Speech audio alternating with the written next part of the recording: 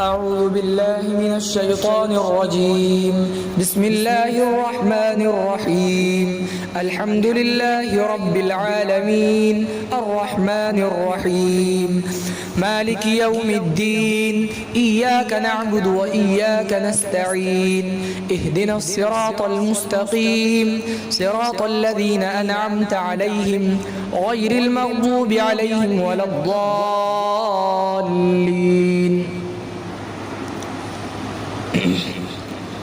قرآن کریم رشد و ہدایت کا گنجینہ ہے، قیامت تک کے لیے جن و انس کے رشد و ہدایت کے لیے اللہ نے اسی قرآن کو کافی و شافی بنا کر بھیجا ہے۔ قرآن کریم کا موضوع دعوت اللہ ہے اور قرآن عبادت مخلصہ اور توحید خداوندی کا اثبات کرتا ہے اور ہر طرح کے شرک و بدعات سے متعلق چیزوں کا نفی و رد کرتا ہے۔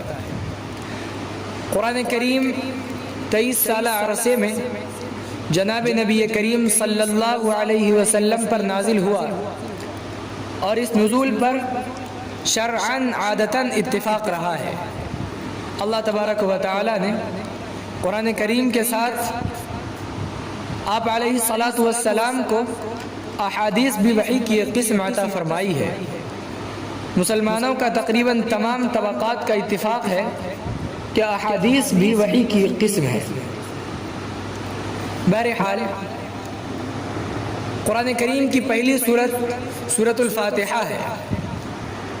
سورۃ الفاتحہ قرآن کریم کی ان سورتوں میں سے ہے جو بظاہر مختصر ہے لیکن معانی و مطالب کے اعتبار سے مفصل ہے۔ کہتے ہیں پہلے قول کے مطابق الحمدللہ دعوی سورت ہے، یہی عنوان ہے، یہی موضوع ہے، یہی مقصد ہے۔ اور رب العالمین یہ دلیل اولا، الرحمن دلیل ثانی، الرحیم دلیل ثالث، مالک یوم الدین دلیل رابعہ ہے۔ ایاک نعبد و ایاک نستعین یہ غرض کلام کہلاتا ہے۔ سورۃ الفاتحہ مکہ میں نازل ہوئی اور اس میں 7 آیات ہیں۔ سورۃ الفاتحہ 7 آیتوں پر مشتمل ہے، جن میں سے پہلی 3 آیت میں اللہ تبارک و تعالی کی حمد و ثنا اور اس کی ربوبیت و الوہیت کا بیان ہے، اور آخری 3 آیتوں میں دعا و درخواست کا مضمون ہے۔ الحمد کے بعد رب العالمین اس مختصر ابتدائی جملے میں اللہ تبارک و تعالی کی پہلی صفت رب العالمین ذکر کی گئی ہے۔ لفظ رب کے معنی عربی لغت میں تربیت و پرورش کرنے کے ہیں۔ اس کے بعد العالمین ہے جو عالم کی جمع ہے۔ پھر دوسری آیت میں صفت رحمت کا تذکرہ ہے۔ رحمان و رحیم دونوں مبالغہ کے صیغے ہیں۔ الرحمن سے مراد رحمت عامہ اور الرحیم سے مراد رحمت خاصہ ہے۔ اسی طریقے سے مالک یوم الدین میں لفظ مالک یہ ملک سے مشتق ہے۔ پھر اس کے بعد ایاک نعبد و ایاک نستعین میں نعبد عبادت سے مشتق ہے اور نستعین بھی استعانت سے مشتق ہے، جس کے معنی کسی سے مدد طلب کرنا۔ اب آئیے صراط الذین انعمت علیہم کہ منعم علیہ کون لوگ ہیں، یعنی جن پر اللہ کا انعام ہوا ہے۔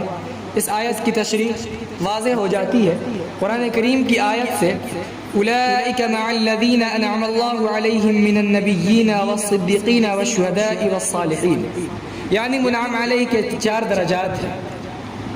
منعم علیہ 4 جماعت ہیں، جن میں سے سب سے اعلیٰ درجہ انبیاء کرام علیہ الصلوات والتسلیم کا ہے، دوسرا درجہ صدیقین کا ہے، تیسرا درجہ شہداء کا اور آخری درجہ صلحاء کا ہے۔ واضح رہے کہ بعض لوگوں نے مغضوب کا مصداق یہود کو اور ضالین کا مصداق نصارہ کو ٹھہرایا ہے۔ اب ترجمہ دیکھ لیں۔ بسم اللہ الرحمن الرحیم، شروع کرتا ہوں میں اللہ کے نام سے جو بڑا ہی مہربان نہایت رحم والا ہے۔ الحمدللہ رب العالمین، تمام تعریفیں اللہ ہی کے لیے ہے جو سارے جہانوں کا پالنہار ہے۔ الرحمن الرحیم، جو بے حد مہربان نہایت رحم والا ہے۔ مالک یوم الدین، روز جزا کا مالک ہے۔ ایاک نعبد و ایاک نستعین، ہم تیری ہی عبادت کرتے ہیں اور ہم تجھ ہی سے مدد طلب کرتے ہیں۔ اہدنا الصراط المستقیم، تو ہمیں سیدھا راستہ دکھلا۔ صراط الذین انعمت علیہم، ان لوگوں کا راستہ جن پر تو نے انعام فرمایا ہے۔ غیر المغضوب علیہم ولا الضالین، نہ کہ ان لوگوں کا راستہ جن پر تیرا غضب ہوا، اور نہ ان لوگوں کا راستہ جو گمراہ ہوئے۔ وأقول قولي هذا وأستغفر الله لي ولكم ولسائر المسلمين فاستغفروه إنه هو الغفور الرحيم۔